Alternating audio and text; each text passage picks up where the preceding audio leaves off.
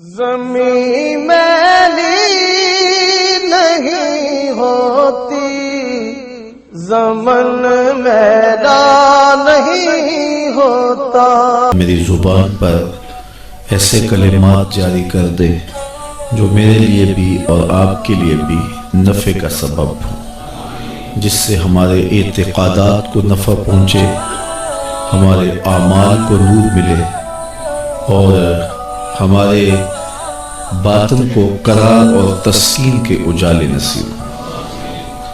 حضور کا ذکر کرنے اور سننے کے لیے ہم جمع ہوئے ہیں، اور یقیناً ہمارا اس مقصد کے لیے جمع ہونا اللہ اور اس کے رسول کی بارگاہ میں امید ہے کہ قبول ہوگا، چونکہ ایسی مجالس، ایسی محافل، ایسی خوبصورت مجالس نور بارگاہ عزتی میں مستجاب ہوتی۔ میں آپ کو ایک مجلس میں پہلے لیے چلتا ہوں جس کو منعقد ہونے کے لیے مسجد نبوی کا صحن میسر آیا، اور آج تو ہم جھولی پھیلا کے عرض کرتے ہیں، سنا ہے آپ ہر عاشق کے گھر تشریف لاتے ہیں، ہمارے گھر میں بھی ہو جائے چراغاں یا رسول اللہ۔ لیکن یہ وہ مجلس تھی کہ جس میں ایسا چراغاں ہوا کہ دنیا نے دیکھا۔ مجلس صحابہ بپا تھی، حضور حجرہ انور میں موجود تھے۔ صحابہ گفتگو اس عنوان سے کر رہے تھے کہ ہمیں حضور کی صورت میں انعام خداوندی ملا، یا جلسہ اچھا ہو جائے اور کوئی خطیب اچھا بیان کرے اور کوئی نعت پڑھنے والا خوبصورت انداز میں ثناخوانی کرے تو مہینوں تک اس کے تذکرے چلتے ہیں کہ یار ہمیں اچھا خطیب مل گیا، ہمارے جلسے کی کیسی رونق لگی، ہمیں اچھا نعت خواں مل گیا کہ کیسا رنگ بنا۔ تو پھر وہ کیوں نہ فخر کرتے ہوں گے جنہیں حضور ملے، ان کا عنوان کیوں نہیں یہ ہوگا، اور ان کی گفتگو کا یہ موضوع کیوں نہیں ہوگا۔ تو خیر وہ اس عنوان سے گفتگو کر رہے تھے کہ حضور بھی تشریف فرماؤ، اور آپ نے آ کے صحابہ سے پوچھا، سنن نسائی کے لفظ پڑھ رہا ہوں، ویسے صحیح مسلم میں بھی یہ روایت موجود ہے، فرمایا ما اجلسکم، صحابہ تمہیں کس چیز نے بٹھایا ہے، کیوں بیٹھے ہو، تمہارے بیٹھنے کا مقصد کیا ہے، یہ جلسہ کیسا ہے۔ سادہ لفظوں میں اس کا یہ ترجمہ بھی کیا جا سکتا ہے، ما اجلسکم، یہ جلسہ کیسا ہے۔ تو حضور علیہ السلام نے جب یہ ارشاد کیا تو انہوں نے جو جواب دیا وہ سنیے، ایک ایک لفظ پہ غور کیجئے۔ انہوں نے کہا جلسنا نذکر اللہ ونحمدہ علی ما ہدانا لدینہ ومن علینا بک۔ حضور ہم اس لیے بیٹھے ہیں، یہ جلسہ اس لیے ہو رہا ہے، جلسنا ہم اس لیے بیٹھے ہیں، نذکر اللہ کہ ہم اللہ کا ذکر کر رہے ہیں، وَنَحْمَدُهُ اور اس کی حمد بیان کر رہے ہیں، عَلَى مَا هَدَانَا لِدِينِهِ اس بات پر کہ اس نے ہمیں ہدایت دین دی، وَمَنَّ عَلَيْنَا اور ہمارے اوپر احسان کیا، بِكَ آپ کو عطا کر کے، آپ مل گئے اس لیے ہم اس نعمت پر اور آپ کی وجہ سے دین ملا، اس نعمت پر رب کا شکرانہ ادا کرنے کے لیے بیٹھے۔ اگر حضرت حسان بن ثابت رضی اللہ تعالی عنہ کی الگ سے بولی سننا چاہو تو ان کے لفظوں کی ترتیب یہ ہے، منّا علینا ربنا اذ بعث فینا محمد صلی اللہ علیہ وسلم، ہمارے رب نے ہمارے اوپر احسان کیا کہ ہمیں محمد عربی عطا کر دیا۔ شاید اسی کا ترجمہ کسی نے کیا، فضل رب العلا اور کیا چاہیے، مل گئے مصطفیٰ اور کیا چاہیے۔ تو کہا ہم اس لیے بیٹھے ہیں، ہمارا جلسہ اس لیے ہے، جلسنا نذکر اللہ ونحمدہ علی ما ہدانا لدینہ ومن علینا بک، آپ کی صورت میں ہمارے اوپر جو انعام ہوا اور ہدایت دین ملی، اس پر رب کا شکریہ ادا کرنے کے لیے یہ مجلس بپا کی ہوئے۔ یہ صحابہ نے جواباً عرض کیا، بات تو سادہ سی تھی، کوئی آپ سے پوچھے کیوں بیٹھے ہو تو آپ کہیں گے محفل میلاد میں بات ختم ہو جائے گی، حضور نے صحابہ سے پوچھا قسم دے سکتے ہو اسی لیے بیٹھے ہو؟ تو بظاہر تو محلے قسم لگ نہیں رہا تھا، تو انہیں حیرت ہوئی ہو، لیکن انہوں نے برچسپ عرض کی حضور ہم حلف اٹھاتے ہیں کہ ہم اسی لیے بیٹھے ہیں۔ حضور نے باقاعدہ ان سے قسم لی، اور انہوں نے باقاعدہ قسم دی، انہوں نے کہا کہ ہم حلف دیتے ہیں حضور کو میں دو ہے، تو انہوں نے باقاعدہ قسم دی۔ حضور نے قسم جب ان سے لے لی تو ظاہر سب کے چہروں پہ حیرت اور استعجاب کی کیفیت تو تھی کہ یہ موقع بظاہر قسم کا تو نہیں ہے۔ پوچھا گیا کیوں بیٹھے ہو؟ ہم کہتے ہیں اللہ کا ذکر کرنے بیٹھے ہیں، اللہ نے آپ عطا کیے، اللہ نے ہدایت دین دی، اس پر اس کا شکرانہ ادا کرنے کے لیے بیٹھے ہیں۔ بات تو ختم ہو جانی چاہیے تھی، لیکن حضور نے قسم مانگ لی، صحابہ نے باقاعدہ قسم دی۔ جب قسم لے لی تو پھر ان کے چہروں پر حیرت تو تھی، اس حیرت کو دور کرنے کے لیے فرمایا اے صحابہ میں تم سے جو قسم لی ہے یہ کسی تہمت کی بنیاد پر نہیں لی، تمہارے قول کی صداقت پر مجھے کوئی شک نہیں گزرا تھا کہ میں نے قسم سے تصدیق چاہی ہو، جو تم نے کہا مجھے پہلے اس کا یقین تھا، لیکن اس کے باوجود میں نے قسم لی، کیوں لی یہ سن لو میں نے کیوں لی۔ فرمایا تم یہاں بیٹھے تھے، میں حجرے میں تھا، اتانی جبریل علیہ السلام، میرے پاس جبریل امین حاضر خدمت ہوئے، فاخبرنی ان اللہ یباہی بکم الملائکہ، تو مجھے جبریل نے خبر دی محبوب ذرا باہر تو نکل کے دیکھو، تمہارے صحابہ کے اس عمل پر اللہ فرشتوں میں ناز کر رہا ہے۔ اب صحابہ کا عمل کون سا تھا جس پہ رب بھی ناز کر رہا ہے؟ ملائکہ اعلیٰ میں ناز فرما رہا ہے فرشتوں میں کہ دیکھو میں نے نعمت دی تھی، کیسے شکر گزار نکلے کہ اب تک اس کا شکریہ ادا کر رہے ہیں۔ تو کہا تمہارے عمل پر اللہ فرشتوں میں ناز فرما رہا ہے۔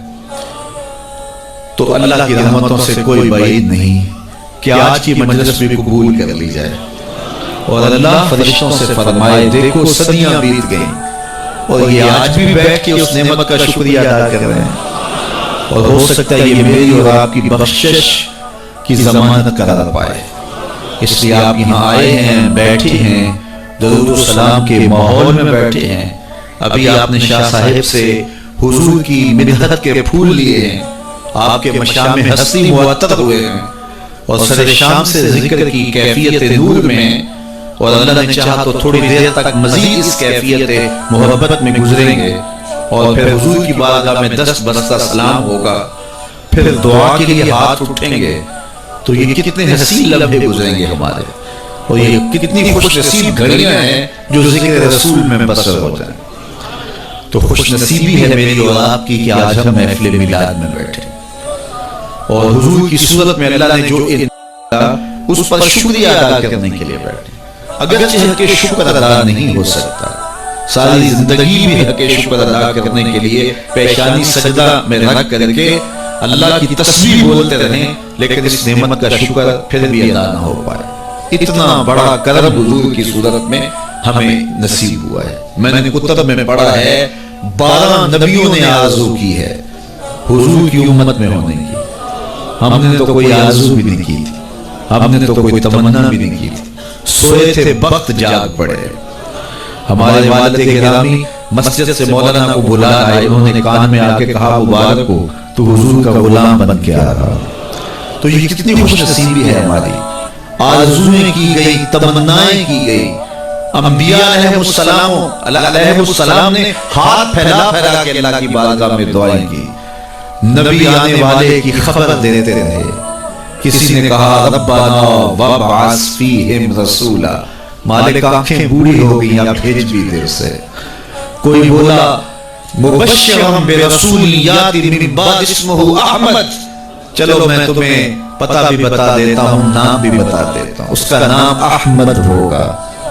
یہ حضرت عیسیٰ علیہ السلام نے کہا، آپ نے کہا اس کا نام بھی بتا دیتا ہوں آنے والا جس کے لیے زمانہ منتظر ہے، وہ جس کے ذکر پر داؤد نے نغمہ سرائی کی، وہ جس کے نام پر شاہ سلیمان نے گدائی کی، دل یحییٰ میں رہ گئے ارماں جس کی زیارت کے، لب عیسیٰ پہ آئے باز جس کی شان رحمت کے، جو بن کے روشنی پھر دیدہ یعقوب میں آیا، جسے یوسف نے اپنے حسن کی نئے رنگ میں پایا۔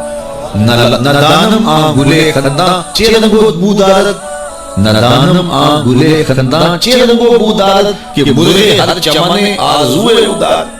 ہر کوئی اسی کا منتظر ہے, کوئی کہیں منتظر ہے, کوئی کہیں منتظر ہے. نستودہ کہاں منتظر ہے, بحیرہ راہب کلی ڈال کے شام کے راستے میں بیٹھا ہوا ہے. اس نے مذہب کی کتابوں میں پڑھا تھا کسی دن اس نے یہاں سے گزرنا ہے.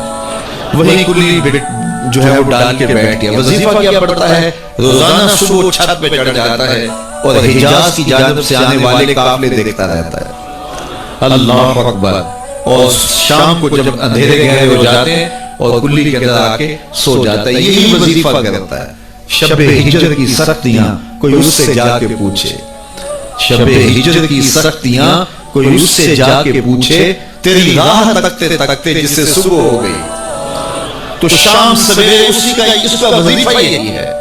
پھر ایک دن وہ مقصود بھی آ گیا. اللہ اکبر. اس نے پہچانا کیسے کہ اس قافلے میں وہ ہیں. مشکات اٹھائیے اور کتب حدیث اٹھائیے, تاریخ کی کتب اٹھائیے, سید کی کتب اٹھائیے. اس نے دیکھا کہ دائیں بائیں کے اشجار سجدہ ریز ہو رہے ہیں. تو وہ آج نیچے اتر آیا. تو اس کے جو ماننے والے تھے ان کو بڑی حیرت ہوئی, یہ جو شام سے پہلے نیچے نہیں اترتے تھے آج وظیفہ جلدی پورا کیسے ہو گئے. تو انہوں نے کہا جناب, کہا جلدی آج کھانا تیار کرو. یہ جو لشکر آ رہا ہے, یہ جو قافلہ آ رہا ہے, اس قافلے کی ہم نے دعوت کرنی ہے.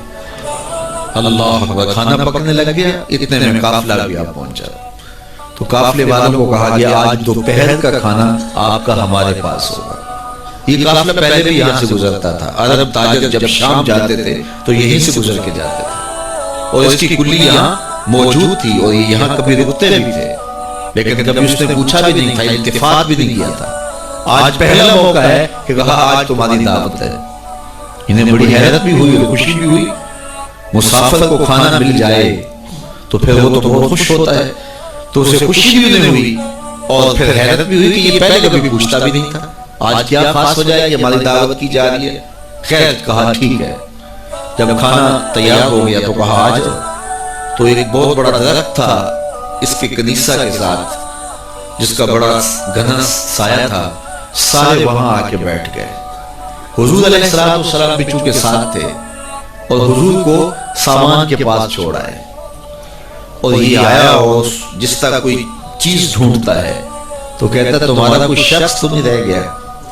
کہا نہیں سارے آ گئے. کہا نہیں کوئی. کہاں ایک نوجوان ہے, نو عمر ہے, اس کو ہم اپنے سامان کے پاس چھوڑ کے آئے.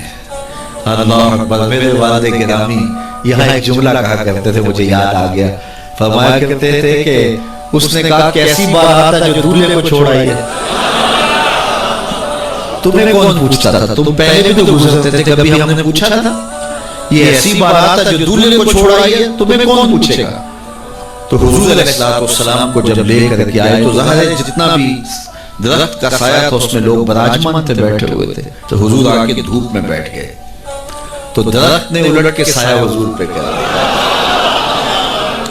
اللہ. بادل بھی سایہ کرتے تھے, درخت بھی سایہ کرتے تھے. تو پھر اس نے حضور کا ہاتھ پکڑ کے کہا ھذا سید العالمین, ھذا سید المرسلین. تو دنیا انتظار کرتی رہی, بحیرہ راہب بھی انتظار کرتا رہا, نستودہ انتظار کرتا رہا, تبا ہملی انتظار کرتا رہا, نبی انتظار کرتے رہے. حضرت عیسیٰ اپنی قوم کو بٹھا کے حضور علیہ السلام کی مدح و ستائش سنا رہے ہیں. انجیل برنباس میں آج بھی یہ لفظ موجود ہیں. اگرچہ بہت ساری تحریف آپ آ گئی ان کتابوں میں, لیکن کچھ نشانات تو آج بھی ہیں. تو وہاں لکھا ہے کہ حضرت عیسیٰ نے جب کہا کہ لوگوں میرے بعد اب وہی آئے گا, تو ایک حوالی اٹھا. اس نے کہا کہ حضرت جس کے قصیدے آپ بھی پڑھ رہے ہیں, کیا وہ آپ سے بھی افضل ہوگا؟ ہر امتی کا خیال تو یہی ہوتا ہے کہ میرے نبی سے افضل کون ہو سکتا ہے. مرید بھی یہ سوچتا ہے کہ میرے پیر سے افضل کون. حقیقت ہو یا نہ ہو, لیکن سوچنے کا انداز یہی ہے. ہر شاگرد سوچتا ہے میرے استاد سے بہتر کون ہے, ہر بیٹا سوچتا ہے میرے باپ سے بہتر کون ہے, ہر جو ہے وہ کارکن کہتا ہے میرے لیڈر سے بہتر کون ہے. یہ آج کل جو سیاسی کارکن ہیں اپنے لیڈروں کے بارے میں کتنے پرامید ہیں اور کتنی ان کی محبتیں ہیں. تو ظاہر ہے وہ لیڈر مانتے ہیں, محبتیں ہیں. اور ہر امتی اپنے نبی کے بارے میں سوچتا ہے کہ میرے نبی سے بہتر کون ہو سکتا ہے. وہ تو بدبخت ہے جو نبی بھی مانے اور عیب بھی نکالے. محبوباں تے نکتا چینی جڑا کرن تو باز نہیں آندا. اصل منافق جانی اس نو وہ جھوٹے پیار جتاوندا. سانو دسیا عشق دے مفتی جڑا موڑ موڑ پیا فرماوندا اعظم جتھے دل لگ جاوے اوتھے عیب نظر نہیں آندا. ہو بھی تو نظر نہیں آتا, ہو بھی تو نظر نہیں آتا. اور جہاں ہوئی نا, جہاں عیب ہوئی نا, وہ کمال حسن حضور ہے کہ گمان نقص جہاں ہے. نقص تو بڑی دور کی بات ہے. اعلیٰ حضرت بولے یہاں نقص کا گمان نہیں ہے. خلقت مبرا من کل عیب. حضرت حسان رضی اللہ تعالیٰ عنہ بولے ہر عیب سے پاک تخلیق کیے گئے. اللہ اکبر. خلقت مبرا من کل عیب کانک قد خلقت کما تشاء. کوئی عیب رکھا ہی نہیں گیا. میں کہتا ہوں محبوب میں عیب ہو بھی تو دکھائی نہیں دیتا. اور جہاں ہوئی نا, رومی علیہ الرحمہ جن کو اقبال نے بھی اپنا مرشد مانا ہے, تمثیل کے انداز میں بات کرنے کا فن رکھتے ہیں.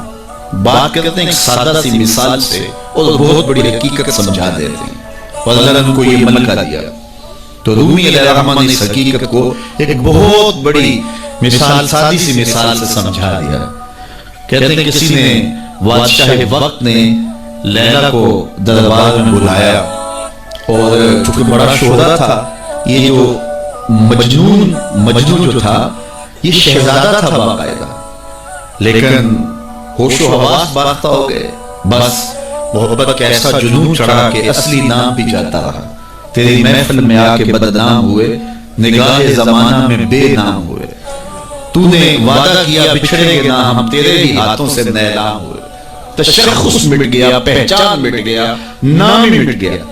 کہتے ہیں حضرت امام حسن اور حضرت امیر معاویہ کا جب وہ خلافت کا معاملہ تھا تو کسی نے اس سے پوچھا کہ ہاں بھی تیری رائے کیا ہے, یہ اس دور میں ہوا ہے نا. تو کہا کہ ہاں تیری رائے کیا ہے. اس نے کہا دونوں ہی حقدار نہیں ہے, میری لیلا حقدار ہے. تو کہا انت مجنون, تو کہیں پاگل تو نہیں ہو گیا. تو اس سے اس کا نام مجنون پڑ گیا. تو مجنون نام پڑ گیا. نام تو کیس تھا اس کا, لیکن نام بھی مٹ گیا, تشخص بھی مٹ گیا, پہچان بھی مٹ گیا. شہزادہ ہو کے گلیوں میں رول گیا, نام بھی باقی نہ رہا. اللہ اکبر. تو خیر بڑی دعائی تھی.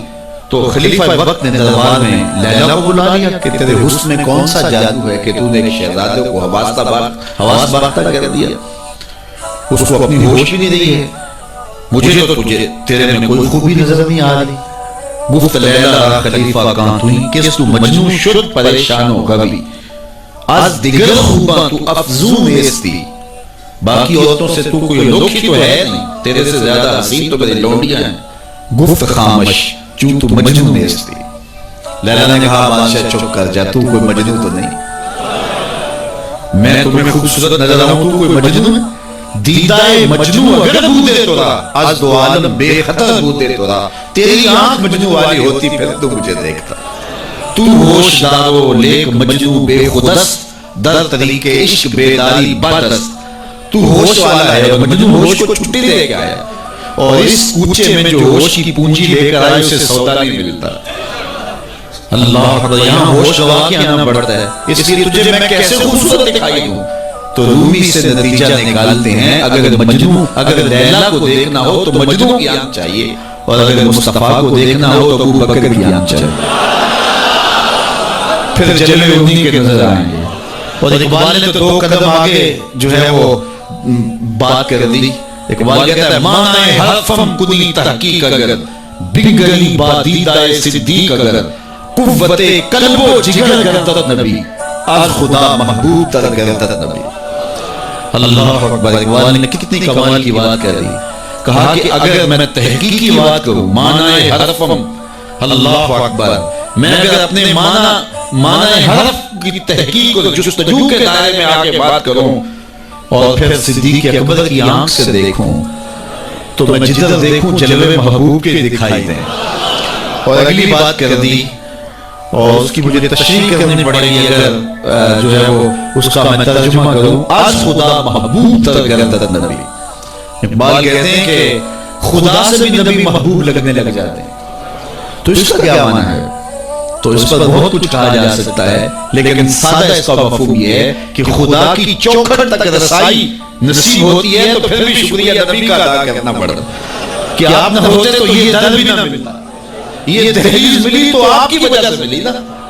اسی لیے سجدہ کر کے، رکوع کر کے، قیام کر کے، سب کچھ کرنے کے بعد پھر ہاتھ باندھ کے کہا السلام علیکہ ایھا النبی. اے محبوب تمہارے اوپر سلام ہو جس نے مالک کی دہلیز دکھائی، جنہوں نے مالک کی چوکھٹ دکھلائی، ورنہ آج بھی اندھیروں میں بھٹک رہے ہوتے اگر آپ تشریف فرما نہ ہوتے. نہ خرد کی روشنی تھی، نہ نظر کی، نہ جنوں کی آگ ہلی تھی، تیری رہبری سے پہلے یہ جہاں جہاں نہیں. تو زندگی کا حسن ملتا کیسے؟ ہمیں خدا تک آشنائی ملی ہے حضور کے صدقے سے. اللہ اکبر. فیض پہنچا اے رضا احمد پاک کا، اعلیٰ حضرت بولے فیض پہنچا اے رضا احمد پاک کا، ورنہ ہم کیا جانتے خدا کون ہے. پہچان ہوتی انسان کی نظر تو دیکھ کے مانتی ہے نا، دیکھ کے، چھو کے، پکڑ کے، سن کے، اور ایسی ذات کو مان لیا جو دیکھ بھی نہیں جا سکتی، جس کو سنا بھی نہیں گیا، جس کو چکھا بھی نہیں جا سکتا، جس کو چھوا بھی نہیں جا سکتا، اچھا جس کو سوچا بھی نہیں جا سکتا. تو دل میں تو آتا ہے سمجھ میں نہیں آتا، میں جان گیا بس تیری پہچان دے گی. ایک ایسی ذات پر کہ جو فہم و ادراک کی حدود سے بھی بڑا ہو، عقل و خرد سے بھی بالا ہو، سمجھ سے بھی اونچی ہو، اور کوئی مثل بھی نہ دی جا سکے، مثال بھی نہ دی جا سکے. کوئی مثل ہو تو مثال دے. لیسا کمثلہ شیء، اس کی مثل تو کوئی چیز ہی نہیں ہے، تو کیسے مثال دیں؟ تو پھر سمجھے کیسے؟ سمجھ سے بھی بڑا ہے. بلکہ علم کلام کہ لوگوں نے کہا جو چیز سمجھ میں آئے اس کی بھی نفی کر دو، وہ خدا نہیں ہو سکتا. سمجھ سے بھی بڑا ہے، پھر مان کیسے لیں؟ اللہ اکبر. انسان کی تو عادت ہے کہ وہ دیکھ کے مانتا ہے. قوم موسیٰ نے کہا لا نؤمن لک حتی نر اللہ جہرا، ہم دیکھیں گے تو مانیں گے، دیکھیں گے تو نہیں مانیں گے. تو انسان کی عادت، اقبال نے بھی کہا خو گرے پیکرے محسوس تھی انسان کی نظر، بن دیکھے خدا کو پھر کوئی مانتا کیوں کرا. انسان کی نظر محسوسات کی عادی ہے، دیکھتا ہے تو پھر مانتا ہے. اور میں اور آپ تو 1400 صدیوں کے فاصلے پہ نا، اور کتنے گناہگار بھی ہیں. لیکن رمضان کا مہینہ ہوتا ہے، کڑکتی گرمی ہوتی ہے، شدت کی پیاس، زبان کانٹا، ہونٹ خشک اور حلق بھی خشک، ٹھنڈا پانی دستیاب، دروازہ بند، کوئی دیکھنے والا نہیں ہے. لیکن وضو بھی احتیاط سے کرتے ہیں، کوئی حلق سے نیچے قطرہ ٹپک نہ جائے، کیوں میرا اللہ دیکھ رہا ہے. ایسی ذات پر اتنا پختہ یقین، اور اتنی صدیوں کے فاصلے پہ کھڑے ہیں پھر بھی اتنا پختہ یقین.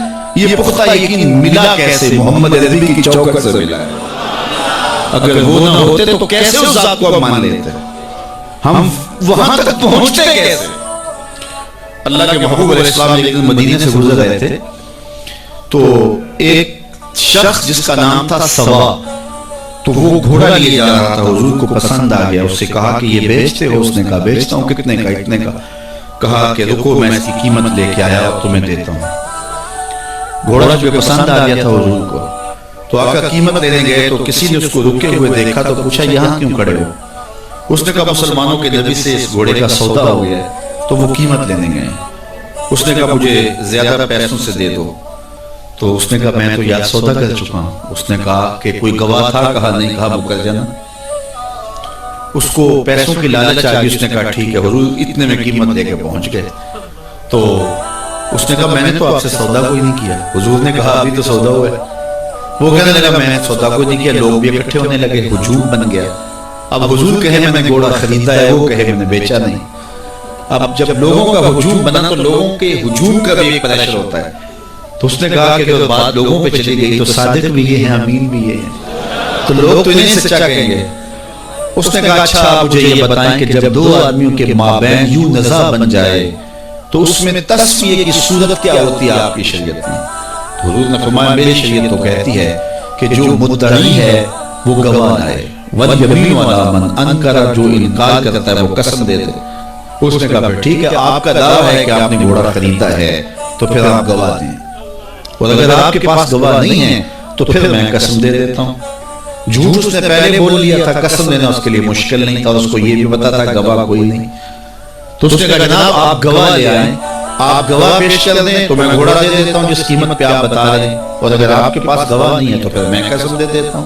اب بھری بزم تھی، لوگوں کا ہجوم تھا، اور اس نے ایک ایسی بات کی قبل اس سے کہ کچھ دیر گزرتی حضرت حذیفہ رضی اللہ تعالیٰ عنہ، حذیفہ بن یمان الانصاری رضی اللہ تعالیٰ عنہ آگے بڑھے اور کہا کہ گواہی مانتا ہے؟ اس نے کہا جی میں گواہی مانتا ہوں. تو کہا میں گواہی دیتا ہوں، جتنے میں حضور نے بتایا اتنے میں سودا ہوا ہے اور حضور نے گھوڑا خریدا ہے. اس نے کہا ٹھیک ہے مجھے پیسے مل گئے اور ٹھیک ہے میرا مطالبہ پورا ہو گیا، گواہی چاہیے تھی، درکار تھی، گواہی مل گئی. تو اس نے گھوڑا دے دیا اور قیمت اس نے لے لی. قیمت اس نے اپنی مرضی کی گھوڑے کے مطابق ہی لی تھی، وہ تو زیادہ پیسوں کے لالچ میں مکرا تھا.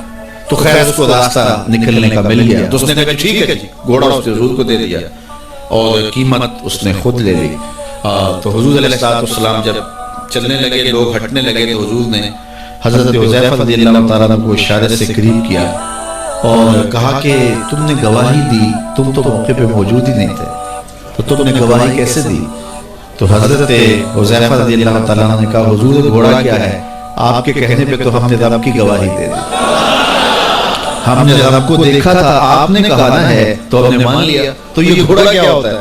تو حضور نے آپ حضرت حذیفہ کا ہاتھ پکڑ کے فضا میں بلند کیا اور لوگوں کو کہا جانے والوں کو جاؤ. لوگ ٹھہر گئے. کہا کسی عدالت کچہری میں گواہ کی ضرورت ہو تو میری شریعت 2 گواہ مانگتی ہے، لیکن جہاں میرا خزیمہ ہوگا، حذیفہ نہیں خزیمہ بن ثابت انصاری رضی اللہ، جہاں میرا خزیمہ ہوگا وہاں ایک ہی گواہی 2 کے قائم مقام ہوگا. فیض پہنچا اے رضا احمد پاک کا، ورنہ ہم کیا جانتے خدا کون ہے. میں اگر خدا سے ملنا چاہوں تو مجھے بتاؤ نا کہ میں کدھر جاؤں، شرق کو جاؤں، غرب کو جاؤں، شمال کو جاؤں، جنوب کو جاؤں، نیچے سوراخ کروں، اوپر سیڑھی لگاؤں، کدھر جاؤں؟ میں آپ سے ملنا چاہتا ہوں تو میں شرق کی جانب سفر کروں گا، آپ مجھ سے ملنا چاہتے ہیں تو غرب کی جانب دوڑیں گے. لیکن میں خدا سے ملنا چاہتا ہوں، وہ تو چیتوں سے پاک ہے، وہ تو سمتوں سے پاک ہے، تو اس کو ملنا چاہوں تو بتاؤ کدھر جاؤں. اللہ اکبر. آئیے ذرا قرآن کا اسلوب دیکھیے. وَإِذَا سَأَلَكَ عِبَادِي أَنِّي فَإِنِّي قَرِيبٌ. حبیب میرے بندے تیرے پاس آ کے میرا پوچھتے ہیں، بندے میرے ہیں، مجھے ڈھونڈتے ڈھونڈتے تیرے پاس آ گئے اور تیرے پاس آ کے پھر میرا پوچھنے لگے. فَإِنِّي قَرِيبٌ. ان آنے والوں کو بتلا دیجئے کہ میں دور نہیں ہوں، نیڑے. فاتقیبیہ کے بعد علماء تفسیر نے لکھا کہ کل مقدر ہے، یہاں کل ماننا پڑے گا. فَإِنِّي قَرِيبٌ اے فَقُلْ إِنِّي قَرِيبٌ. ان کو کہہ دیجئے کہ وہ دور نہیں، آگے ہو تو مل جائے گا. یہ ہے ترجمہ کل کے مقدر ماننے سے. لیکن صوفیہ فرماتے ہیں کل کو مقدر ماننے کی ضرورت ہی کیا ہے، بات سیدھی ہے. حبیب میرے بندے مجھے ڈھونڈتے ڈھونڈتے تیرے تک آ گئے، تو محبوب جب تیرے تک آ گئے میں پھر بھی دور ہوں. میرے بندے جب مجھے ڈھونڈتے ڈھونڈتے تیرے تک جو آ گئے تو محبوب تیرے تک آ گئے ہیں تو میرے تک آ گئے. یہ تیرے پاس آ کے پھر میرا پوچھ رہے ہیں. غزل بتلائے تو کیوں کر بتلائے، اگر ماہی پوچھے کہ دریا کہاں، اگر مچھلی چھلانگ لگا کے ہوتے کھا کے پھر پوچھے کہ دریا کدھر ہے تو غزل کیا بتائیں گے اسے. محبوب تیری گلی میں آ کے میرا پوچھتے ہیں، جو تیرے پاس آ گئے وہ میرے پاس آ گئے، چونکہ تیرے تک پہنچنا ہی تو میرے تک پہنچنا ہے. اور میرے امام پھر بولے بخدا خدا کا یہی ہے در، نہیں اور کوئی مفر مکر، جو وہاں ہو یہی آگے ہو، جو یہاں نہیں وہ وہاں نہیں. وہی لامکان کے مکی ہوئے سر عرش تخت نشین ہوئے. یہ نبی ہے جس کے ہیں وہ مکان، وہ خدا ہے جس کا مکان ہے. تو کہا اگر خدا تک پہنچنا ہے تو مصطفیٰ تک جانا ہوگا، بس یہی راستہ خدا تک پہنچتا ہے. اللہ اکبر. تو حضرت عیسیٰ علیہ السلام نے فرمایا لوگوں میں جا رہا ہوں اور میرے بعد اب وہی آئے گا جس کا نام محمد ہوگا. تو ایک حوالی اٹھ کے کھڑا ہو گیا اور کہنے کیا لگا، کہنے لگا کہ حضرت جس کے قصیدے آپ بھی پڑھ رہے ہیں کیا وہ آپ سے بھی افضل ہوگا؟ تو سنو حضرت عیسیٰ نے کیا جواب دیا. آپ کے سینے میں ٹھنڈ پڑ جائے گی. ویسے تھوڑی سی تقریر میں اور کروں گا لیکن میں یہی بھی چھوڑ دوں تو آپ ناراض نہیں ہوں گے. اس لیے کہ بات اتنی ہے کہ پورا سال آپ پر نشہ تاری رہے گا۔ اللہ اکبر۔ کہا حضرت جس کے قصیدے آپ بھی پڑھ رہے ہیں کیا آپ سے بھی افضل ہوگا؟ تو سنو حضرت عیسیٰ نے کیا جواب دیا۔ انجیل برنباس میں آج بھی یہ لفظ موجود ہے۔ تو حضرت عیسیٰ علیہ السلام نے کہا افضل ہونے کی بات کرتے ہو، وہ تو اتنی عظمتوں کا حامل ہے، اگر اس کے نالین کے تسمے کھولنے کی سعادت ابن مریم کو مل جائے تو یہ بھی مقدر کی بات ہے، یہ بھی بخت کی بات ہے کہ ان کے نالین کے تسمے کھولنے کی سعادت مل جائے۔ تو دنیا منتظر رہی، زمانہ انتظار کرتا رہا، تو لوگ کہاں کہاں منتظر رہے، ہم نے کوئی انتظار نہیں کیا۔ آنکھ کھلی تھی تو مسجد کے سپیکروں سے آواز آ رہی تھی مصطفیٰ جان رحمت پہ لاکھوں ہم اذان جب ہم نے آنکھ کھولی تو صدائیں مل رہی تھی کہ نبی جی اللہ اللہ اللہ ہو۔ تو ہم کتنے خوش نصیب ہیں، کتنے بخت والے ہیں کہ ہمیں آغوش مادر میں حضور کا نام مل گیا، کوئی انتظار نہیں کرا۔ اقبال کتنے فخر سے کہا کرتے تھے نام تو از پدر آبوختم، حضور آپ کا نام میں نے اپنے باپ سے سنا تھا، آپ کا نام میں نے اپنے باپ سے سنا تھا، آپ کے درود کی لوری اپنی ماں سے سنی تھی، اپنی بہن سے حضور کا پیار سنا۔ تو یہ ہمیں میسر آیا، خوش نصیب ہیں ہم لوگ کہ ہمیں یہ دور ملا۔ ہاں ایک ہمیں افسوس ہوتا ہے کہ کبھی حضور کے دور میں ہوتے وہ لمحے میسر آتے، لیکن میرے آقا جانتے تھے میرے امتی بعد میں تڑپیں گے۔ حضور نے جو ہے وہ ہمیں آنے والوں کو تسلی دیتے ہوئے اتنی خوبصورت بات کی۔ ایک دن صحابہ بیٹھے تھے، فرمایا طوبی لمن رآنی وآمن بی وطوبی سبع مرات من لم یرانی وآمن بی۔ فرمایا صحابہ تمہیں مبارک ہو، تم نے مجھے دیکھا اور میرے اوپر ایمان لائے، اور فرمایا انہیں 7 مبارکیں ہوں جنہوں نے نہیں دیکھا ہوگا پھر بھی ایمان لائے۔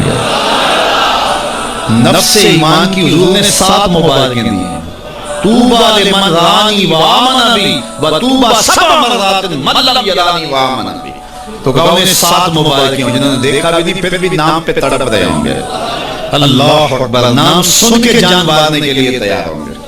حضور کا نام آتا ہے آنکھوں میں آنسو آ جاتے ہیں، دل تڑپتا ہے، کیا کیفیات باطن ہوتی ہیں۔ تو یار یہ چھوٹی دولت ہے، حضور کا نام سن کے یہ کیفیت نصیب ہو جائے، یہ ان کے پیار کی علامت ہے۔ پیار ہوتا ہے تو آنکھوں میں آنسو آتے ہیں، اور جہاں آنسو ہوتے ہیں وہاں رحمتیں ہوتی ہیں۔ علامہ رومی فرماتے ہیں جہاں پانی چلتا ہے وہاں سبزہ ہوتا ہے، اور جہاں آنسو بہتے ہیں وہاں رحمت اترتی ہے۔ تو یہ ان کے پیار کے آنسو ہے، یہ ان کی محبت کے آنسو ہے۔ بلکہ امام غزالی نے غالباً لکھا ہے کہ حضور کے پیار میں اللہ کی خشیت میں جو آنسو آئیں تو ان کو صاف نہ کرو بلکہ ان کو رخساروں پہ مل لیا کرو۔ یہ تو خوش نصیب آنسو ہیں جو حضور کی یاد میں بہے ہیں، جو حضور علیہ السلام کے ذکر میں بہے ہیں۔ تو یہ میری اور آپ کی خوش بختی، اور اگر وہ نہ آتے تو ہم آج بھی اندھیروں میں ہوتے، ظلمتوں میں ٹھوکریں کھا رہے ہوتے اگر حضور تشریف نہ لاتے۔ خدا شناسی تو بڑی دور کی بات ہے، ہم خود شناس بھی نہ ہوتے اگر حضور نہ آتے، ہمیں اپنے آپ سے آگہی نہ ملتی، اپنی ذات سے شناسائی نہ ملتی اگر حضور نہ آتے۔ ورنہ دیکھیے کہ آج کتنے لوگ ہیں عقل و بینش فہم و ادراک میں کتنے آگے ہیں، لیکن کیا انہیں حضور کا در نہیں ملا تو کیا وہ آج آشنائی رب سے اور آشنائی ذات سے مالا مال ہیں؟ کتنے لوگ ہیں پی ایچ ڈی ڈاکٹر ہیں لیکن بتوں کے آگے ہاتھ جوڑے اپنی حاجتیں ان کے سامنے پیش کر رہے ہیں، ان کی عقل و فہم، ان کی عقل و بینش، ان کی ڈگریاں انہیں نہیں بتا رہی کہ اپنے بدن پہ بیٹھی مکھی بھی نہ اڑا سکیں، میری ضروریات کے کفیل کیسے ہو سکتے ہیں، لیکن آگے کھڑے ہوئے ہیں۔ اللہ اکبر۔ لیکن دوسری جانب میں ایک مثال دیا کرتا ہوں، میں ایک بچپن میں ایک چیز دیکھی کہ ہماری مسجد میں ایک بچہ اپنے پائنچے کو مل مل کے دھو رہا تھا، تو میں نے دودھ سے جھڑکنے کے لہجے میں اسے کہا کہ تم نے اتنا زیادہ پانی کھولا ہوا ہے، تو وہ کہنے لگا جی میں گلی سے گزر رہا تھا تو کسی جانور کے پیشاب کا چھینٹا پڑ گیا اور میں سکول جا رہا ہوں، اور وہ کوئی درس نظامی کا فارغ تحصیل نہیں تھا کہ اس نے نجاست غلیظہ و خفیفہ کے احکام پڑھے ہو۔ تو اس سے میں سوچنے لگا کہ اس ڈاکٹر کو تو سمجھ نہیں آئی جو گائے کا پیشاب تبرک سمجھ کے پی رہا ہے، اور اس 8 سال کے پرائمری کلاس کے بچے کو سمجھ آ گئی، اور یہ پائنچے کے اوپر پڑے ہوئے پیشاب کے غیر مری چھینٹے کو بھی گوارا نہیں کر رہا۔ تو میں نے کہا اس کی طبیعت میں یہ تقدس کہاں سے آ گیا؟ تو اندر سے آواز آئی وہ ہے ڈاکٹر لیکن اس کے ہاتھ میں دامن میرے حضور کا نہیں، اور یہ ہے بچہ لیکن ماں نے گٹی میں پیار حضور کر دیا ہے، اس لیے تقدس اس کی روح تک اتر گیا ہے، اس کے باطن میں اتر گیا ہے۔ تو یہ ان کے صدقے سے ہمیں زندگی کا نور نصیب ہوا ہے، ورنہ آج بھی ہم اندھیرے اور ظلمت میں ہوتے اور آج بھی ہم کسی بت کے آگے ہاتھ جوڑے کھڑے ہوتے اگر ان کا در نہ ملتا، ان کی چوکھٹ نہ ملتی اور ان کی دہلیز میسر نہ آتی۔ نہ خدمت کی روشنی تھی، نہ جنوں کی آگ ہی تھی، تیری رہبری سے پہلے یہ جہاں جہاں نہیں تھا۔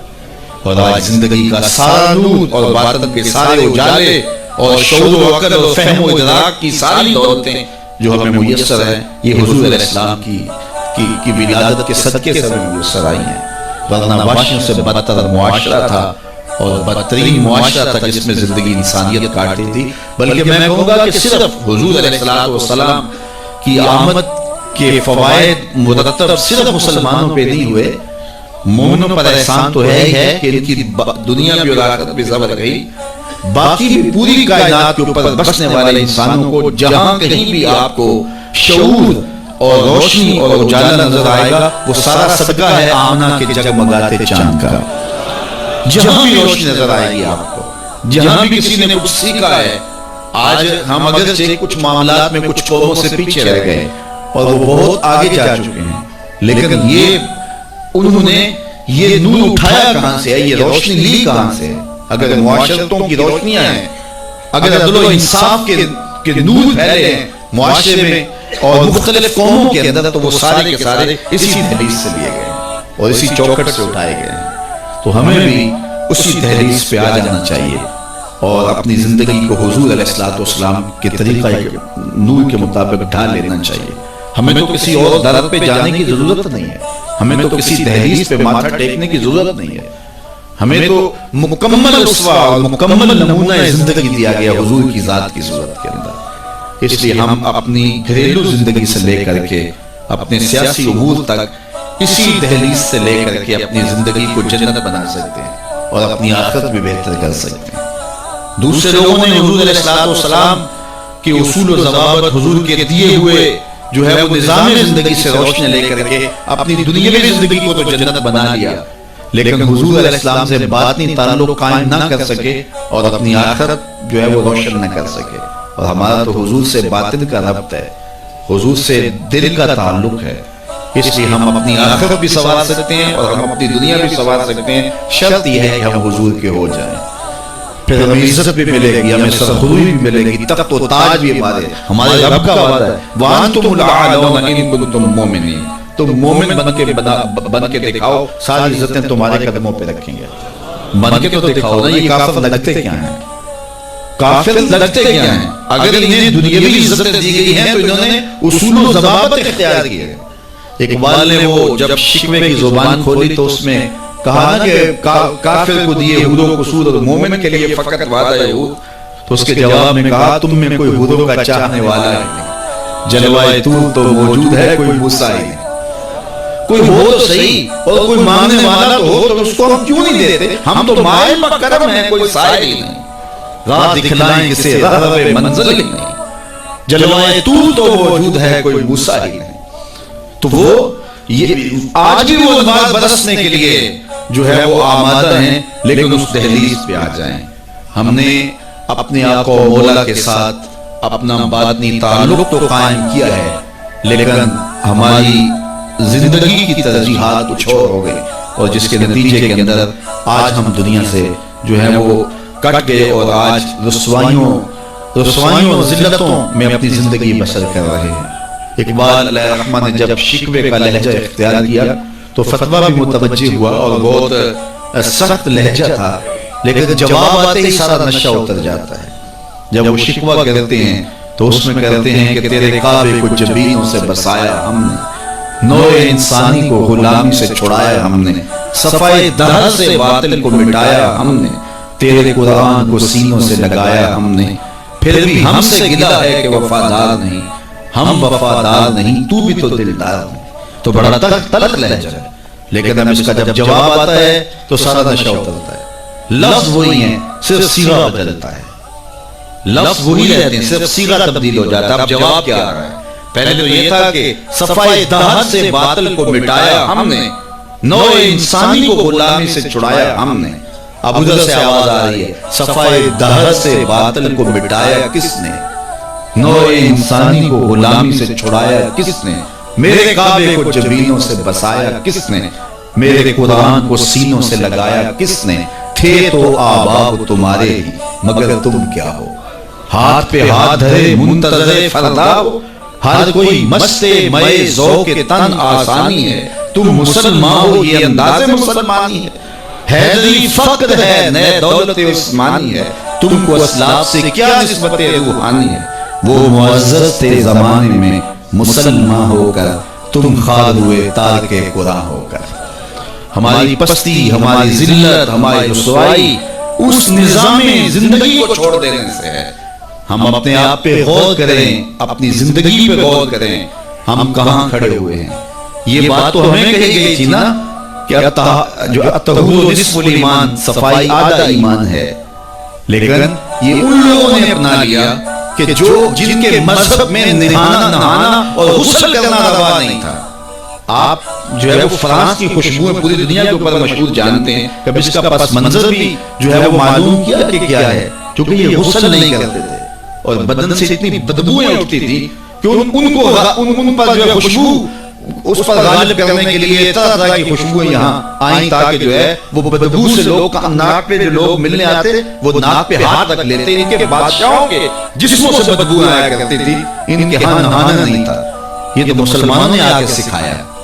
اور جب اندلس انہوں نے فتح کیا تو اس وقت جو وہاں واشوم انہوں نے بنایا تھے مسلمان، سب سے پہلے انہوں نے غالب آ کے ان کو توڑا اور پھر اسی روش میں چلے گئے. پھر آہستہ آہستہ انہوں نے سوچا کہ یار دیکھو تو صحیح، اور آج صفائی پسند وہ ہو گئے، آج گلیاں ان کی صاف ہیں، آج بازار ان کے صاف ہیں، آج ملک انہوں نے ایسے بنا کے رکھے ہیں جیسے ایک سگر بی بی اپنا گھر سنوار کے رکھتی ہے اور ہمارے گلی کے اندر ہم کچرا پھینک کے گھر چلے جاتے ہیں.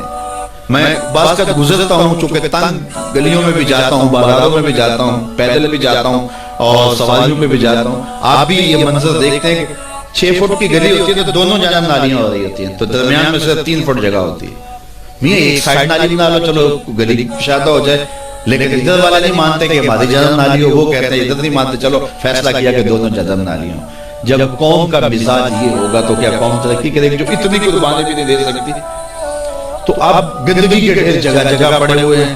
حکومت کو چھوڑیں آپ، حکومت کی ترجیحات، حکومت کی دلچسپیاں، ان کے معاملے، وہ تو جو کرتے ہیں، جو فریضہ ہمارا تھا ہم نے وہ نبھایا، ہم نے اس فریضے کو پورا کیا. تو ہم اپنے رویوں پہ غور کریں. ہمارے آقا نے ہمیں کتنا ستھرا دین دیا تھا، کتنا پیارا دین دیا تھا. میں نے اس مرتبہ میلاد کے موقع پہ کہا کہ دیکھو ہماری ترجیحات ہے کہ ہم نے پورا، ہم نے گلی سے گزرا تو وہ گلی کے اوپر پورا وہ گوٹا کناری کی ہوئی تھی اور ڈنڈیاں بھی اور چراغاں بھی کیا تھا اور بہت زیادہ پیسے لگے ہوں گے. تو نیچے جو ہے وہ گلی تھی وہ کچی تھی. تو میں نے کہا اگر یہ اوپر نہ ہوتا، نیچے کنکریٹ کی گلی بھی پیسوں سے بن جاتی تو یہ رسول اللہ زیادہ کچھ نہ ہوتے اور حضور کی امت کو زیادہ نفع نہ ہوتا، یہ میلاد کے نام پہ ہو جاتا تھا. لیکن نیچے کچی گلی ہے اور وہ کہتے ہیں یہ حکومت کی ذمہ داری ہے، اور ہم نے اوپر گلی کے اوپر گوٹا کناری بھی کی ہوئی ہے اور چراغاں بھی کیا ہوا ہے اور اس کے اوپر فانوس بھی لٹکائے ہوئے ہیں اور لاکھوں روپے اس گلی کو سجاتے ہوئے ہم نے لگا دیا. لیکن اگر وہ ہم پکی کر لیتے گلی تو وہ زیادہ اچھا نہ تھا کہ وہ ہمیشہ کے لیے جو ہے وہ ایک مسئلہ ختم ہو جاتا. لیکن وہ نہیں کریں گے، یہ کریں گے ہم نے اپنی ترجیحات اپنی مرضی سے مقرر کی ہوئی ہیں. تو میرے رسول صلی اللہ علیہ وسلم نے جو ہمیں دین دیا ہے اس دین کو اختیار. اس کا یہ مطلب نہ لیا جائے کہ میں میلاد کی چراغاں کا مخالف ہوں. آج کل تو یہ بھی بڑا ڈر لگا رہتا ہے کہ فتوے ایک دم جو ہے وہ متوجہ ہو جاتے ہیں اور کعبہ سے نیچے تو چھوڑتے ہی نہیں. لیکن یہ دکھڑے ہیں ہمارے. میں کہتا ہوں گلیاں سجاتے ہو دل ویران نہ رہے. میں کہتا ہوں چراغاں کرتے ہو مکانوں کی چھتوں پہ کرو، میں اس کا انکار نہیں کرتا، لیکن دل کی گلیوں میں اندھیرا نہ رہے. اور تم جھنڈیاں لگاتے ہو حضور کے نام کی، ایک ایک پرت پہ، دل کے ایک ایک پرت پہ نام محمد کی جھنڈی بھی لگاؤ. اور میں نے الحمدللہ جگہ جگہ میلاد کے موسم میں اس مرتبہ توجہ دلائی کہ آپ اس طرح کریں کہ اپنے محلے کے اندر فہرست بنائیں، اپنی گلی کے اندر فہرست بنائیں. اللہ تعالیٰ نے یہ نظام رکھا ہوا ہے. غربت کے زمانے کے اندر بھی ایسا ہوتا ہے کہ ایک گلی کے اندر 20 یا 25 گھر ہیں تو 1-2 گھر والوں کو اللہ تعالیٰ نے مال و دولت سے فراغ جو ہے وہ مالا مال کیا ہوتا ہے. باقی جو ہے وہ پوری گلی کے لوگ غریب ہو سکتے ہیں، لیکن وہ ایک آدھا آدمی اللہ تعالیٰ وہاں بھی رکھا ہوتا ہے. ایک پورا گاؤں ہے، دیہات ہے اور بڑا غریب دیہات ہے، لیکن وہاں بھی کوئی 5 10 15 زمیندار ہوتے ہیں یا کچھ لوگ مالی طور پہ مستحکم ہوتے ہیں. یہ اللہ تعالیٰ نے نظام رکھا ہے. وہ جو 5 10 لوگ ایک بستی میں امیر ہیں، ایک گلی کے اندر 15 یا 20 گھر ہیں، تو سارے غربا کے گھر ہیں، تو 2-3 گھر جو ہیں اللہ تعالیٰ نے ان کو نوازا ہوا ہے. تو وہ 2-3 گھر یا اس گاؤں کے اندر جو ہے وہ 10-12 لوگ وہ سوچیں کہ ہمیں سرخاب کے پر لگے ہیں کہ ہمیں دولت زیادہ دی گئی ہے. عقل و فہم کی وجہ سے بھی دولت زیادہ نہیں ہوتی. میاں صاحب فرماتے ہیں بیوقوفاں دے نوکر ویکھے دانش مند سیانے. ایسا بھی ہوتا ہے، یہ اللہ کی تقسیم ہے، وہ جس کو عطا کر دے. تو اب جس کو دولت زیادہ دی گئی ہے وہ سوچے کہ مجھے کیوں زیادہ دی گئی ہے. علماء نے کہا کہ جس کو کوئی زیادہ فراوانی دی گئی ہے اس کا جو ہے وہ مثال کے طور پر وہ کہتے ہیں کہ جو گائے ہے اور بھینس ہے اس کا دودھ اس کے بچے کی ضرورت سے زیادہ ہوتا ہے، تو باقیوں کے لیے بھی حلال قرار دیا گیا کہ وہ نفع پہنچائے. جس کو مال اس کی ضرورت سے زیادہ دیا گیا ہے تو وہ اس مال کے ذریعے اپنے کم از کم رشتہ داروں میں اور اپنے محلے میں اپنی گلی میں کم از کم دیکھے، اور میلاد کے موسم کے اندر وہ غور کرے کہ میری گلی میں 15 گھر ہیں، اس میں کوئی غریب ہے تو آج میلاد کے دن ایسا نہ ہو کہ آج بھی وہ غربت میں دن گزارے. اگر اس کو آپ 1 مہینے کا راشن دے دیتے ہیں اور ساتھ لکھ کے چٹ اس کے اندر ڈال دیتے ہیں میلاد مبارک، اور درود پڑھتا رہے گا اور حضور علیہ السلام کا صدقہ کھاتا رہے گا، تو کتنا اچھا ہو. تو یہ وہ چیزیں ہیں جس کی طرف ہمیں توجہ کرنی چاہیے. اور میں سمجھتا ہوں کہ حضور علیہ السلام کی محبت سے معاشرے کے دکھ جو ہیں وہ سمیٹے جا سکتے ہیں. آقا کریم علیہ السلام نے محبت سے ہی معاشرت کو جو ہے وہ اپنے قریب کیا، اور لوگ ایمان کی دولت سے مالا مال ہو گئے. وہ ایک بچہ آیا نا اپنی ماں کے لیے لباس لینے کے لیے، اور پہلے وہ گیا اپنے چچا کے پاس، اس کی ماں بیوہ تھی اور اس کا لباس پھٹ گیا تھا، اور وہ اپنے چچا کے پاس گیا تو اس نے دودھکار دیا. اللہ اکبر. فذالک الذی یدعو الیتیم، یہ قرآن نے بتایا ہے کہ یہ وہ بد نصیب لوگ ہیں جو یتیموں کو دھکے دیا کرتے ہیں. تو وہ ماں نے اس کو روکا تھا، بیٹا نہ جانا تھا، یہ خیرت پڑے. ماں نے کہا تھا بیٹا نہ جانا، لیکن اس نے کہا کہ تیرے بدن کے اوپر جو لباس ہے وہ بھی پھٹ گیا ہے اور جگہ جگہ سے جسم جھلک رہا ہے، تو میں اپنے چچا سے آپ کے لیے لباس لے کے آتا ہوں. پھر جو رویہ اس نے اختیار کیا تو واپس روتا ہوا آ رہا تھا، تو کسی نے راستے نے پوچھا کہ کیا ماجرا ہوا. اس نے کہا چچا کے پاس گیا تھا ماں کے لیے لباس لینے، اس نے تو لا کے بھیج دیا. اللہ اکبر. تو اس نے کہا کہ جا سین حرم میں محمد نام کا ایک شخص بیٹھا ہوا ہے، اگر تو اپنا دکھڑا اس کے سامنے پیش کرے تو وہ امید ہے تمہیں رد نہیں کریں گے، لیکن سن لے ان کا دین کوئی اور ہے. اللہ اکبر. اپنے ماں کے پاس آیا تو ماں کو کہا کہ چچا نے تو لا کے بھیج دیا، لیکن آپ کی حالت مجھ سے دیکھی نہیں جا رہی. بچہ ابھی شعور کی منزلوں میں قدم رکھ رہا تھا، پہلے بہت چھوٹا تھا، اب اس کے اندر ایک جذبات تھے بچے کے اندر. تو ماں نے کہا کہ بیٹا نہیں ان کے پاس نہیں جانا، سنا ہے کہ وہ جو ان سے ملے دین دھرم چھین لیتے ہیں اس کا. اللہ اکبر. تو حضور علیہ السلام کے پاس جانے سے ماں روکنے لگی، لیکن بچے نے کہا کہ امی میں پکا رہوں گا، بتوں کا وفادار رہوں گا، تم اس ٹینشن کو، اس پریشانی کو چھوڑ دو. اور حضور کی خدمت میں حاضر ہوا، اور اس سے نے حرم میں چادر اوڑے بیٹھے ہوئے تھے، اور جا کے کہنے لگا میں پہلے بات آپ سے کر لیتا ہوں، آپ کا دین میں نے قبول نہیں کرنا. حضور مسکرا کے بولے بیٹا بتاؤ کس لیے آئے ہو؟ کہا میری ماں بے لباس ہے، میں آپ سے لباس لینے آیا. حضور نے چادر رحمت اتار کے اس کے قدموں پہ ڈالی. اللہ اکبر. وہ واپس آ گیا اور ماں پر حضور کی چادر اڑائی. اللہ اکبر. اور ماں نے کہا کہ بیٹے اس نے اپنا دین تو نہیں تجھے دیا؟ کہا نا میں نے پہلے کہہ دیا تھا تیرے دین نہیں مانوں گا. ماں کہنے لگی پتر اس کا دین ماننا چاہیے، یہ جس نے رحمت کی چادر ہمارے سر پہ تان دی. اللہ اکبر. تیری تک کے داموں میں مرید ہو گئے. اس بوڑھی عورت کا قصہ بھی آپ نہیں بھول سکتے جو گھر کا سامان باندھ کے اپنے دروازے پہ بیٹھی ہوئی تھی، اور اس نے سنا تھا مکے میں ایک جادوگر آیا ہے جسے ملتا ہے اس کا دین چھین لیتا ہے. اس نے سوچا ساری زندگی لات منات حبل عزا ان کے ساتھ وفا کی ہے، یعوق اور نصر کے قصیدے پڑھے، تو اب آخری زندگی میں کیا میں ود اور سما کو چھوڑ دوں گی، میں یعوق اور نصر کو چھوڑ دوں گی، میں لات اور منات کو چھوڑ دوں گی. کہا کہ کہیں ایسا نہ ہو کہ کہیں اس سے ملاقات ہو جائے وہ دین ہی میرا چھین لے. مجھے شہر چھوڑ دینا چاہیے. گھر کے تھڑے کے اوپر سامان باندھ کے بیٹھی ہے, حضور بھی گزرے. اس نے دیکھا تو کہا بھتیجے یہ سامان میرے سر پہ رکھ دے. حضور نے سامان اٹھایا, دیکھا تو بوجھل تھا, وزنی تھا, اور بڑھیا کو دیکھا تو کمزور تھی. تو کہا کہ بڑھیا اگر چاہو تو جہاں چاہتی ہو میں خود نہ چھوڑا. اس نے کہا اس سے بڑی مہربانی کیا ہوگی, میں تو لاولد ہوں, میری تو اولاد نہیں ہے, تو میں شہر چھوڑ کے جا رہی ہوں. راستے میں حضور نے سامان اٹھایا ہوا ہے اور بڑھیا سے باتیں بھی کرتے جا رہے ہیں. تو بڑھیا کو کہا کیوں جا رہی ہے؟ اس نے کہا کہ سنا ہے یہاں ایک جادوگر ہے جو لوگوں کا دھرم لوٹ لیتا ہے, لوگوں کا دین لوٹ لیتا ہے. میں نے ساری زندگی بتوں سے وفا کی ہے, میرے آبا و اجداد نے بتوں سے وفا کی ہے, میں چاہتی ہوں دین اجداد ہاتھ سے چھوٹ نہ جائیں. آخر شہر میں رہتی ہوں کہیں مل نہ جائے, تو میں چاہتی ہوں کہ میں شہر چھوڑ جاؤں. زندگی اس چند سانسیں باقی ہیں, میں وفا کے ساتھ تو گزاروں. غالب نے کہا تھا نا وفاداری بشرط استواری اصل ایمان ہے. باعث اختلاف بھی کیا جا سکتا ہے. مرے کعبے میں تو بت خانے میں گاڑ برہمن کو. وہ کہتا ہے چاہے بت سے وفاداری ہو, وفاداری ہو. تو اس نے کہا میں تو وفاداری کرنا چاہتی ہوں اپنے بتوں سے, اور میں شہر چھوڑ کے مکہ جا رہا ہوں. جانتی ہوں ام القریٰ ہے, بستیوں کی ماں ہے. اس شہر کو شہر جمال کہتے ہیں, شہر خوبہ ہے, لیکن میں اس شہر کو چھوڑ کے جا رہی ہوں. خیر حضور نے کچھ نہیں کہا, اس کا سامان نہیں پھینک دیا کہ ٹھیک ہے تم پھر جاؤ. سامان اس کا اٹھایا اور جہاں تک اس نے جانا تھا سامان پہنچایا.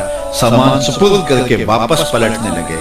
تو اس نے کہا بچے اپنا نام تو بتا دے, لوگ کہیں گے کہ مکہ چھوڑ آئی ہو تو بتاؤں گی ایک جادوگر کے دکھ سے چھوڑ آئی ہوں. تو وہ کتنا برا بھلا کہیں گے شہر مکہ کو کہ جس مکہ سے لوگ نقل مکانی کرنے پہ مجبور ہو گئے. تو میں انہیں یہ بھی بتاؤں گی کہ جس مکے میں جادوگر رہتا ہے اتنا اچھا نوجوان بھی رہتا ہے. تو تیرا نام لیا کروں گی, تیرے قصیدے پڑھا کروں گی. تو حضور علیہ السلام مسکرا پڑے, کہا بڑھیا جس جادوگر سے بھاگ کے آئی ہے وہ تیرے سامنے کھڑا. اس نے کہا سچ سے آپ ہی محمد ہیں؟ حضور نے فرمایا نام میرا یہی ہے. تو اس نے کہا پھر آپ کا جادو میرے پہ چل گیا ہے. اللہ اکبر, تیری تک کے ادامہ میں مدید ہو گئے. لوگوں کی خدمت کریں, بوڑھوں کے کام آئیں, دکھیوں کے کام آئیں, مصیبت زدہ کے کام آئیں. حضور یتیم ہو کے یتیم پرور تھے, لاچاروں کی مدد کرتے, لوگوں کے گھروں میں پانی بھر کے دیتے تھے, اور دکھیوں کے کام آ جاتے اور مصیبت زدوں کے کام آ جاتے. تو حضور سے پیار کرنے والوں, امت میں آپس میں حسد نہ پھیلاؤ, بغض نہ کرو, نفرتوں کے پہاڑ اکٹھے جو کھڑے نہ کرو, ایک دوسرے سے پیار کرو, جڑو, امت وحدہ بنے, اور اپنے ماحول کو, اپنی معاشرت کو ایک خوبصورت معاشرت کا رنگ دو, اور اپنی زندگی کو حضور کے نام کر دو. حضور کی محبت تو انسانوں کو جوڑتی ہے, حضور علیہ السلام کی محبت تو انسانوں کو یکجا کرتی ہے. جس طرح ایک باپ کے بیٹے ہوتے ہیں اور آپس میں پیار کرتے ہیں, اور ان کی سانج باپ ہوتا ہے, ساری امت کی سانج آمنہ کے لال ہے. تو حضور کی وجہ سے ہم جڑے ہوئے ہیں, حضور کے نام پہ ہم اکٹھے ہوئے ہیں. تو اپنی زندگیوں کے اندر عملی تبدیلی پیدا کریں. آقا کریم کی اسوہ نور کو دیکھیں, کتنا میٹھا اسوہ تھا میرے حضور کا, کتنی میٹھی زندگی گزار کے گئے ہیں, کتنا پیارا دور حضور نے گزارا ہے, اور وہ ہمارے لیے مکمل, اکمل اور خوبصورت نمونہ ہے حضور کی حیات طیبہ. اللہ ہمیں حضور علیہ السلام کی حیات کا نور نصیب کرے, اور زندگی کے جو ایام ہمیں بچے, ہمیں میسر آئے ہیں, ان ایام میں یاد خدا میں ہماری زندگی گزرے. جب ہم ایک دوسرے سے پیار کریں گے, حسد نہیں ہوگا, حقد نہیں ہوگا, بغض نہیں ہوگا, کینے نہیں ہوگے, نفرتیں نہیں ہوں گی, تو پھر زندگی خوشگوار ہوگی. ہم نے اپنی زندگی کو خود جہنم زار بنایا ہو. ایک دوسرے کے اوپر ہماری بدگمانیاں, ایک دوسرے کے اوپر حسد, بغض اور کینے, اس نے زندگی کو اوکھا کر دیا ہوا ہے. اور سمجھتے یہ ہیں کسی نے جادو کر دیا, کسی نے ٹونا کر دیا, کسی نے سایہ کر دیا, کسی نے تعویذ ڈال دی ہیں. اور میاں نے ڈالا ہوا, ہم نے اپنے اندر تعویذ خود حسد اور بغض کے ڈالے ہوئے ہیں. وہی ہمیں چین نہیں لینے دیتے, ہمیں سکون نہیں آنے دیتے. اور اگر اپنے اندر کو صاف کریں, ستھرا کریں, پاکیزہ کریں, پنج گانا سجدہ ریزی کی عادت ڈالیں, کسی کا برا نہ چاہیں, اللہ کی مخلوق کے لیے رحمت اور راحت کا سامان بن جائیں, تو پھر دیکھنا کہ کوئی تعویذ آپ کے اوپر نہیں ہوگا. کسی بابے کے پاس چوکڑی بڑھنے کی ضرورت بھی نہیں ہوگی, اور گڈولیاں بڑھنے کی ضرورت بھی نہیں ہوگی. تمہارا رب اتنا مہربان ہے کہ 70 ماؤں سے زیادہ اپنے بندے سے پیار کرتا ہے. ہر ایک شخص کے ساتھ اس نے ایک محافظ فرشتہ مقرر کیا ہوا ہے جو شیاطین سے حفاظت کرتا ہے بندے کی. تو اس کی تو کرم نوازی ہے. زندگی کو ہم نے خود اپنے لیے بنایا ہوا ہے, تو زندگی کو سوکھا بنائیں, زندگی کو آسان بنائیں, زندگی کو راحت قدا بنائیں, جہنم قدا نہ بنائیں. اور یہ تب ممکن ہوگا جب ہم حضور علیہ السلام کے طریقہ حیات کے مطابق اپنی زندگی ڈال لیں گے. میلاد میں آنے والوں کے لیے یہی پیغام ہے. اللہ تعالیٰ جل شانہ آپ سب کو دنیا آخرت کی بھلائیاں عطا فرمائے اور ساری زندگی حضور کے ساتھ ہمیں وفا کی توفیق دے. بارے دیگر ہم اپنے مرحوم بزرگوں کے لیے دعا گو ہیں کہ اللہ ان کی قبر کو کروڑوں رحمتوں کا اور کروڑوں کرم نوازیوں کا مرکز بنائے. وآخر دعوانا ان الحمد للہ رب العالمین. کی محمد سے وفا تو نے تو ہم تیرے, یہ جہاں چیز ہے کیا لوہو قلم. نہیں ہوتی زمن میرا نہیں ہوتا, زمین میں